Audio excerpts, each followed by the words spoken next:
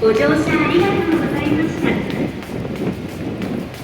北陸線、七尾線、IR 石川鉄道はお乗り換えです。この列車は14時21分発白鷹624号東京行きとなります。ご乗車のお客様は車両の整備が済むまでお待ちください。ご乗車ありがとうございました。終点金沢です。車内落とし物、お忘れ物ございませんようご注意ください。